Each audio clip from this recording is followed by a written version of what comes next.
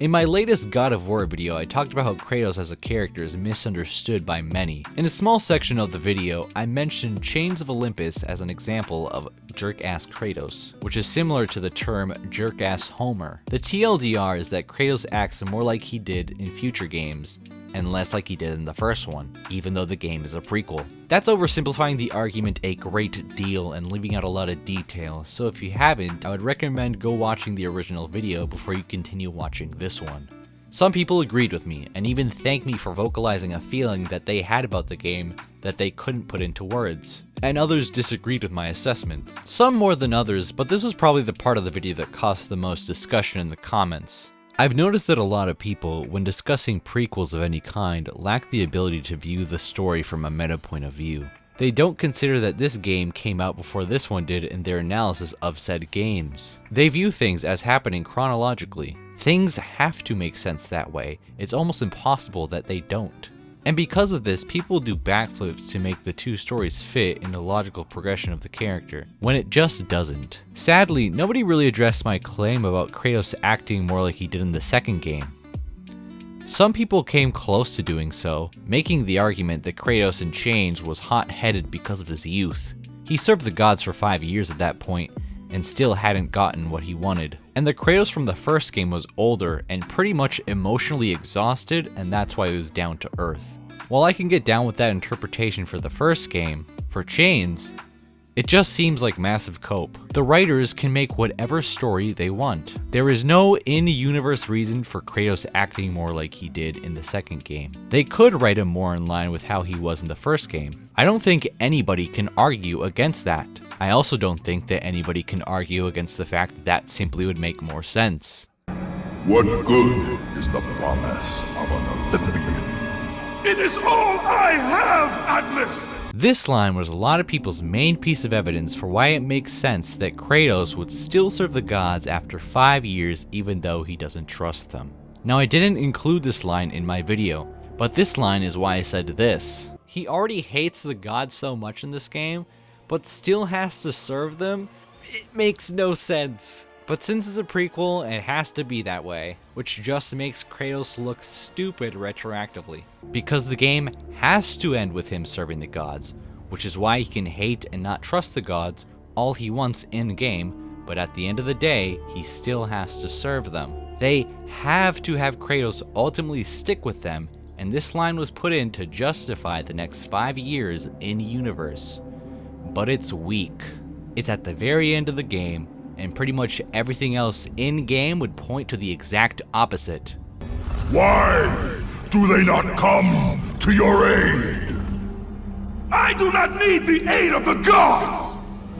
But my path is now clear to me. I will serve them, and they will keep their promise to free me from my past! I am now going to present what I think would have made more sense. Kratos should have been optimistic about the gods keeping their promise, to a fault almost. Now, I'm not saying that Kratos should have been singing their praises in every scene, but characters that he interacted with should have been taunting him for serving the gods, telling him that they are liars and that they will only use him for their benefit, just like Ares did. Kinda like the ferryman did. Slave to the Olympians. I am a slave to no one, Charon. Except Kratos shouldn't agree with him. I am but a slave to Zeus and Olympus. He shouldn't be weary of their demands until this moment. Athena! 10 years, Athena. I have faithfully served the gods for 10 years. When will you relieve me of these nightmares?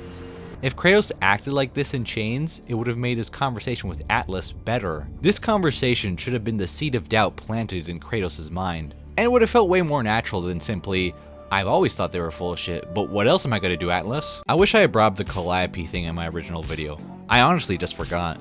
But it would have proven my main point in that video even more so. Even in the game where Kratos is more cartoonishly depicted, he still puts his daughter's fate first. Somebody in the comments tried to tell me that he leaves Calliope out of loyalty to the gods, which is laughable because the same person told me that I shouldn't be analyzing games that I've never played. He leaves Calliope for her own good. If he didn't leave her and everything else in existence, would not exist. It's almost like I don't need to play the game to analyze the story. Funny. Yes, I noticed the gauntlet. Yes, I know that he is a demigod. I get that that is the justification for why it's possible. It still cheapens his achievements in the first game. Now, to be fair, this is a problem with the whole series after the first game. Athena dies way too easily, 3 is what it is, and the new games don't really make killing a god that big of a deal anymore. But it still affects the first game even more so, because Kratos shouldn't doubt that he is able to kill a god at that point, because he already did. And Athena should be bringing up this fact. Yeah. Now before you say, well, this was written after the fact, so they obviously didn't have that in mind when making the game, I will bring up what I brought up in my original video. If you're gonna make a prequel, you have to make sure it fits in with the timeline and doesn't make things retroactively stupid. Don't make me do mental gymnastics to make things make sense. What are you doing, Santa Monica? You're killing me over here. My comments on Ragnarok were half-baked in my video, which led to a lot of people taking issues with it. A lot of people brought up that Kratos obviously didn't want Atreus to kill Freya, thinking that I thought that he should have wanted that. I think. No, my issue is more with the presentation of that scene. Kratos goes out of his way to save Freya's life, which on paper is fine. But he does it in the most cartoonish way possible. Freya lets go of Kratos instead of stabbing him, which is something that she would never do at that point. Kratos jumps in front of Atreus, which puts his back right in front of the person that was very, very close to killing him not 5 seconds ago, which is something that I don't think Kratos would ever do. And said person, Freya, doesn't immediately stab him in the spine, even though that's all she wanted to do up to that point. I do like the fact that she cools off after seeing Kratos stop Atreus from seriously messing her up. Even after all the crap she's put them through, he still doesn't want to kill her. That's a good idea. For this moment to really work though, they needed to put Freya in a position where she would have been practically helpless. Not just pushed off to the side, totally still able to murder Kratos like she really wanted to at that point. Now if your response is something like, well, she actually didn't want to murder Kratos at that point because she needed him to undo the spell that was keeping her trapped in one single realm. Well, no, you're just wrong. She came to that conclusion after seeing Kratos' kindness, which is why she tells them that perhaps for this moment, he is more useful to her alive. Maybe. For the moment. You're of more use to me. Alive. It's her way of saying thank you for not letting your son murder me. But even if that was the case, why did she attack him then? It's either stupid in one way or stupid in another way. Again, on paper the idea is pretty good. In execution, it's just kind of dumb. Okay, let's finish things off with the Goku thing. I made a mistake by not showing the video I brought up in my video, specifically because I talk about it as if everyone would have watched it already. I said that Goku at the beginning of the series was selfless, and people didn't know what I meant when I said at the beginning of the series. See, the video I was talking about is part of an analysis series talking about the manga, not the anime. I talked about the Saiyan arc, and then talked about the, quote, beginning of the series. So it makes sense that people would think I was talking about the beginning of the anime. In my defense though, I did call it Dragon Ball and not Dragon Ball Z. And I also talked specifically about Toriyama and the manga. Regardless though, people are way more familiar with the Z anime and often don't even think about the events of the story pre-Saiyan arc.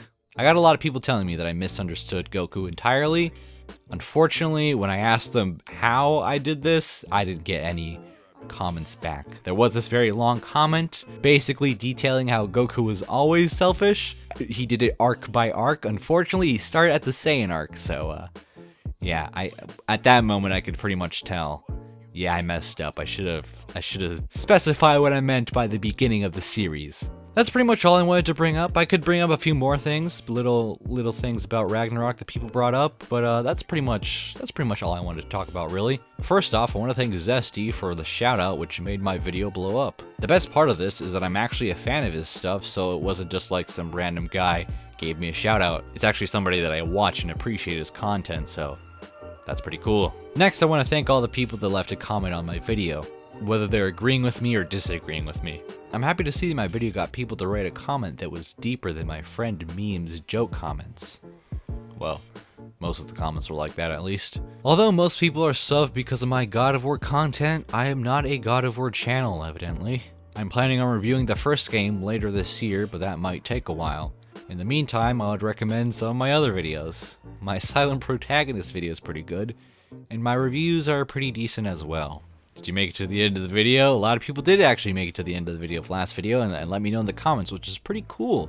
So, yeah, did you make it to the end of this video is the question. Does my microphone still sound decent enough? Let me know in the comments. Thank you. Bye-bye. Why is there so much air traffic where I live? It's pretty stupid. It's really, really annoying. Why is there so much air traffic where I live? I don't get it. Why? It makes me have to stop every, like, 10 minutes. Sometimes it's still going. Go away, Mr. Plane. Okay, it's gone. We can continue the video now.